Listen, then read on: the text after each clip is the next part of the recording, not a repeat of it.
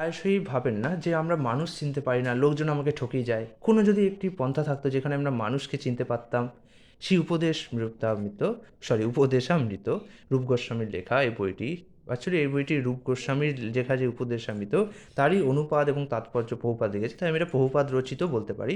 যাই হোক, এই বইটিতে আপনারা দেখতে পারবেন যে আমাদেরকে কী কী উপদেশ দেওয়া আছে ভক্তিপথে যাওয়ার জন্যে।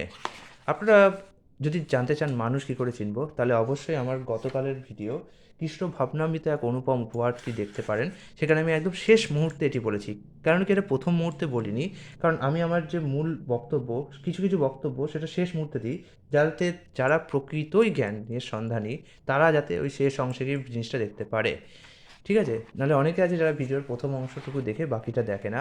কোনো জিনিস যদি আপনারা পুরোপুরি শ্রবণ না করেন, তাহলে আপনাদের জ্ঞানও হয়ে যাবে অপূর্ণ। আর অপূর্ণ জ্ঞান হচ্ছে সবথেকে মারাত্মক। যাই হোক, এখানে আমরা দেখতে পাচ্ছি বিভিন্ন শ্লোক আছে। টোটাল 11টি শ্লোক আছে। এটা নেক্টার অফ ইনস্ট্রাকশন বলে যে বইটা আছে, সেই বইটারই বাংলা অনুবাদ।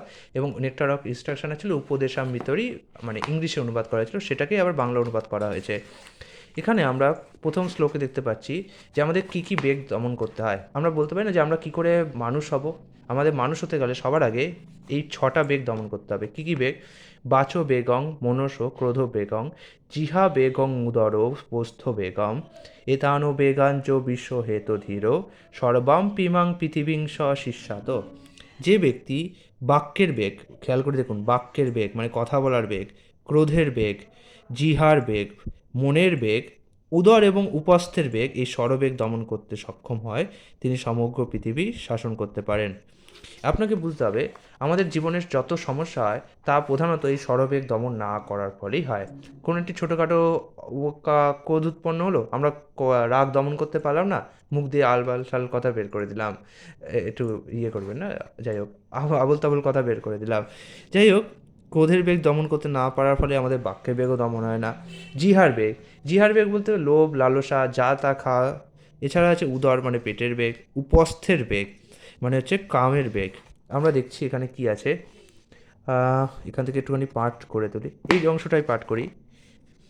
আচ্ছা, কয়েদখানার শাস্তিকে প্রায়শ্চিত্ত মনে করলে সেই রকম প্রায়শ্চিত্তের কী মূল্য?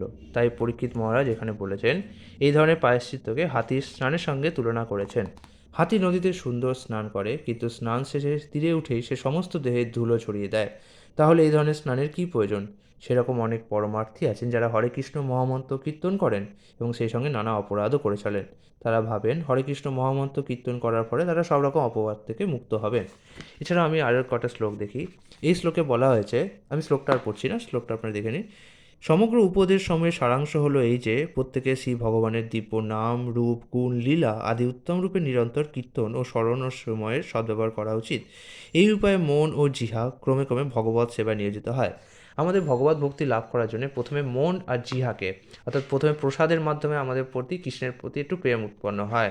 তারপরে আস্তে আস্তে আমাদের অন্যান্য ইন্দ্রিয়গুলোও আস্তে আস্তে বশীভূত হয়ে যায়। ভগবানের অপ্রাকৃত নাম যখন আমরা উচ্চারণ করি, তখন আমাদের কানও বশীভূত হয়ে যায়। তারপরে যখন আমরা ভগবানের দর্শন করি প্রতিনিয়ত, তখন আমাদের চোখও বশীভূত হয়ে যায়। ভগবানের সুন্দর খাদ্য এবং সুন্দর পুষ্প, পত্র, ফুল, ধূপ দ্বীপ এগুলো যখন ঘ্রাণ আহ্বান করি, তখন নাকও বশীভূত হয়ে যায়।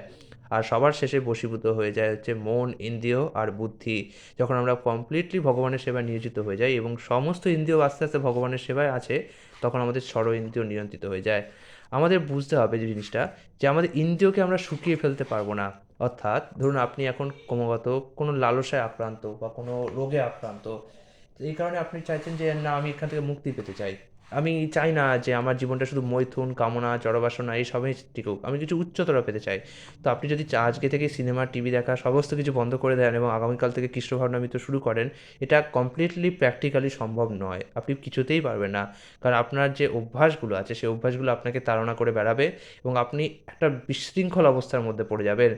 আপনাকে কী করতে হবে? ধীরে ধীরে ধীরে ধীরে ধীরে উন্নতি করতে হবে। প্রথমে জিহা দিয়ে কৃষ্ণ প্রসাদ গ্রহণ করুন, কান দিয়ে কৃষ্ণের কথা শুনুন, চোখ দিয়ে কৃষ্ণকে বারবার দেখুন, নাক দিয়ে কৃষ্ণের ঘ্রাণ নিন। এইভাবে আস্তে আস্তে সময় লাগবে এবং আপনার যে উচ্চতর যে স্বাদের ফলে নিম্নতর অবস্থা থেকে মুক্তি পাবে।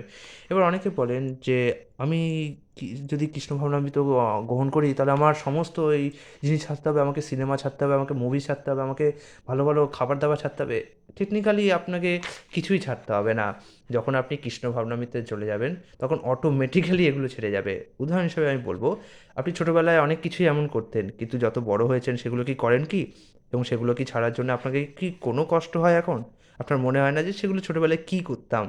তেমনই যখন আপনি কৃষ্ণ ভাবনামৃতে আসবেন, সেই যে এগুলোকে আপনি এখন মনে করছেন যে আমি ছাড়তে পারবো না, আমার খুব কষ্ট হবে, সেগুলো অটোমেটিক্যালি ছেড়ে যাবে। কিন্তু এই ছাড়া এবং এই ধরার মধ্যে একটা ট্রানজিশন পিরিয়ড আসবে। যখন আপনি প্রথম কৃষ্ণ ভাবনামৃত শুরু করবেন, অনেক এমন মনে বিভ্রান্তি আসবে, অনেক মায়াময় হবে, বারবার ফিরে যেতে ইচ্ছা করে পুরনো সব রুটিনে। কিন্তু না, আস্তে, আস্তে আপনাকে উন্নতি করতে হবে। যাই হোক, এখানে কিছু ছবি দিয়েছে, যেখানে আমরা রূপ গোস্বামীকে দেখতে পাচ্ছি, চৈতন্য মহাপ্রভুকে দেখতে পাচ্ছি, শ্রীকৃষ্ণকে দেখতে পাচ্ছি। তো বইটা ভালো। বইটা মনে হয় ৩০ টাকা দাম নিয়েছিল। মায়াপুর ইস্কন থেকে এটি সংগ্রহ করেছিলাম। আপনারাও মায়াপুর ইস্কন থেকে বইটিকে সংগ্রহ করতে পারবেন।